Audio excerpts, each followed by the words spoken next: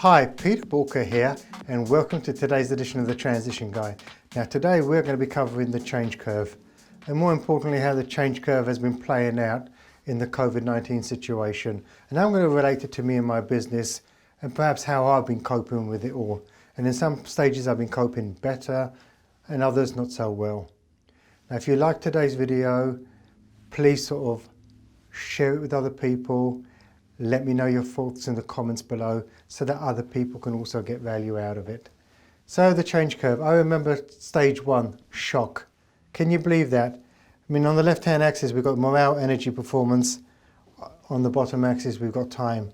And I remember stage one, shock. I was still okay. Okay, a little bit dismissive, I think, in shock.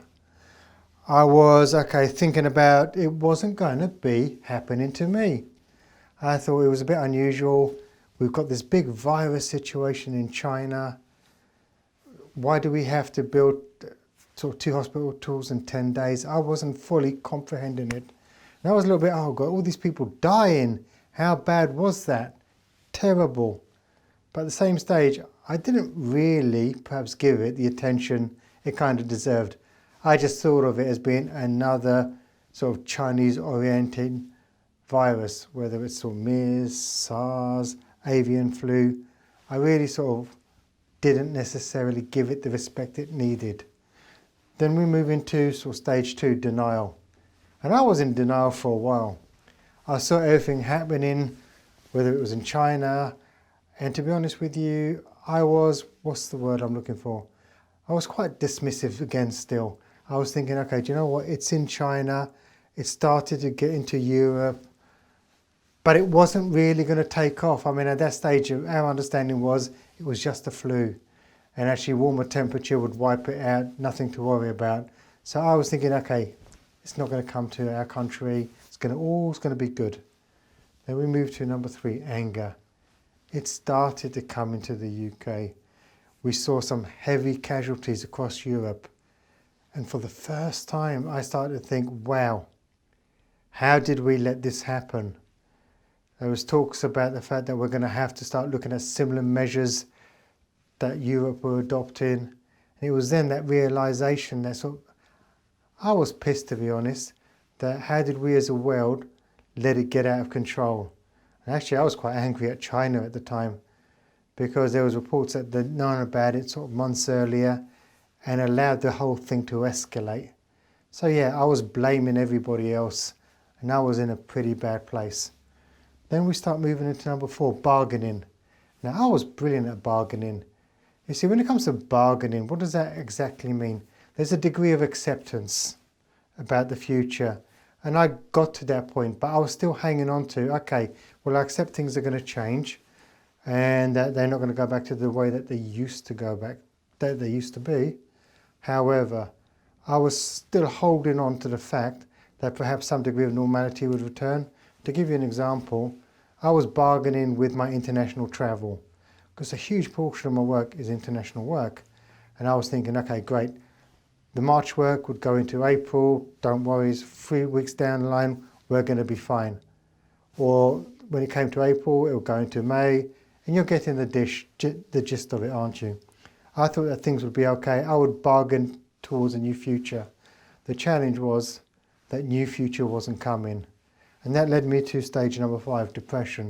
And I think, I don't know when it hits you, but you wake up one morning, and I remember waking up one morning and thinking, for the first time ever, I'm not sure I can see a way through this. Because all the plans I'd made, etc., they'd not come to fruition. In all fairness, I was feeling low. And I suppose when you look at the whole morale, energy and performance, my energy and morale and everything was at the very lowest ebb. I mean, I didn't want to get out of bed. I had to drag myself out, which isn't me. It's not me at all. But you know what it's like, things just get on top of you. And it got on top of me.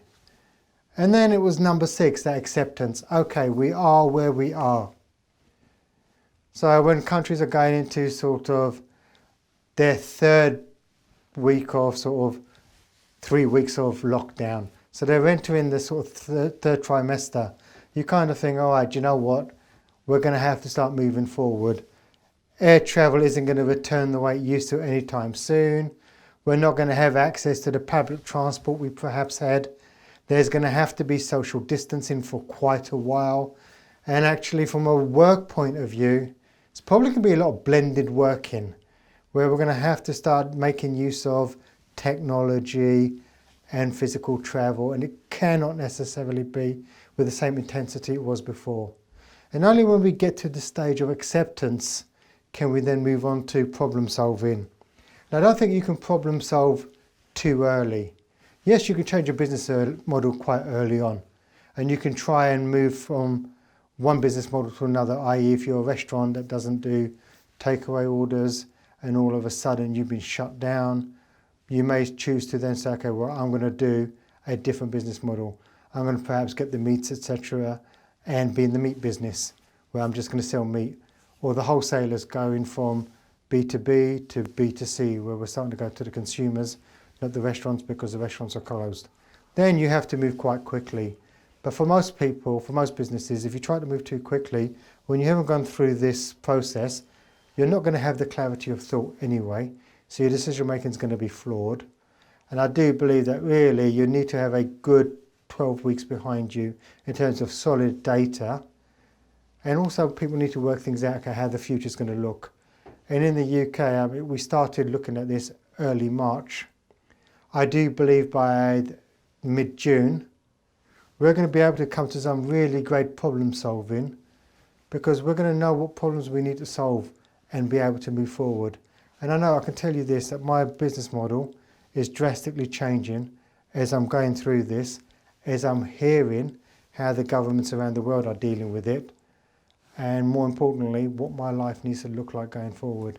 And it isn't necessarily the life I spent the last 10 years planning. I didn't really plan for right now for a depression or a great recession to take hold.